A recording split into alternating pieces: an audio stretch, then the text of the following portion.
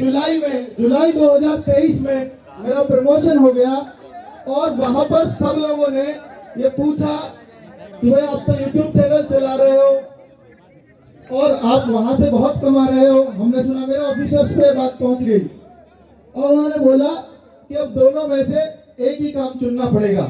मैंने बोला कि यूट्यूब चैनल मेरे नाम पे नहीं है, मेरी मदर के नाम पे वही चला रही है, क्योंकि मुझे पता था एक दिन अड़ंगा आएगा और वो मदर के नाम पे ही चल रहा है। तो आप ऑफिशियली तो मेरा कुछ नहीं बिगाड़ पाएंगे। तो फिर उन पे दूसरा हथियार होता है कि भाई आपको ऐसे सेक्शन में उन्होंने मेरा ट्रांसफर कर दिया सेक्शन ऑफिसर बनते ही, जिसमें आप सैटरडे संडे सुबह 9 बजे जाओगे, रात को 9-10 बजे फ्री होगे। सैटरडे संडे भी आपको आना ही है, जबकि हमारा परमानेंट ऑफ होता है।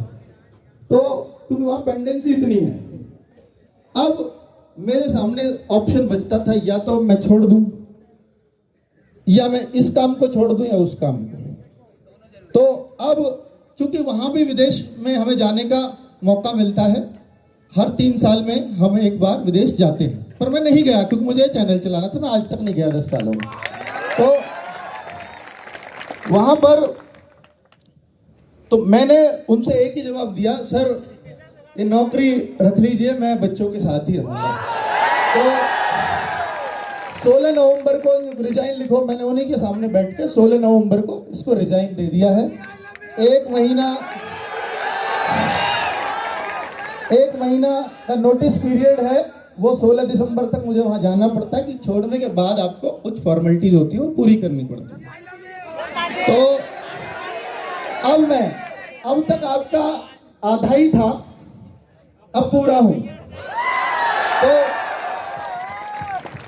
अब आप थोड़ा और परिवर्तन आरडब्ल्यू में देखोगे और कुछ, बहुत कुछ आपके लिए करता हुआ इसको पाओगे। और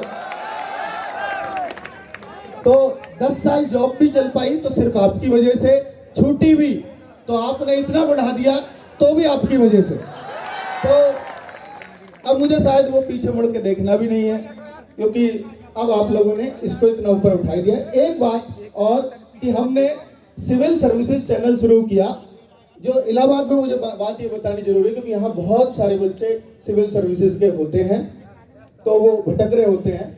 तो मैं आपको यहाँ घोषणा करके जा रहा हूँ कि 2024 का अगर पीसीएस की तैयारी करनी हो तो यूपीएससी के टीचर्स मैंने उसमें रखे हैं, जो मुखर्जी नगर में टॉप की फैकल्टी है। तो आपको वो पूरा बैच फ्री ऑफ कॉस्ट पढ़वाऊंगा मैं, पूरा बैच। ठीक है, चैनल का नाम होगा RWA सिविल सर्विसेज। आरओ और एआरओ का बैच भी हम लाए बहुत सस्ती फीस में। जब 800 में लाए तो बहुत लोगों का प्रेशर आया कि यार 800 रुपए में आप आरओ एआरओ, इतनी बड़ी पोस्ट है, लगते ही 80,000 रुपए तनख्वाह मिलेगी उनको, आप उसको 800 रुपए में बैच बेच रहे हो। ऐसा क्यों? ऐसे तो पूरी मार्केट खराब हो जाएगी। मतलब ये मार्केट थोड़ी है भाई, तो बच्चे हैं, है ना।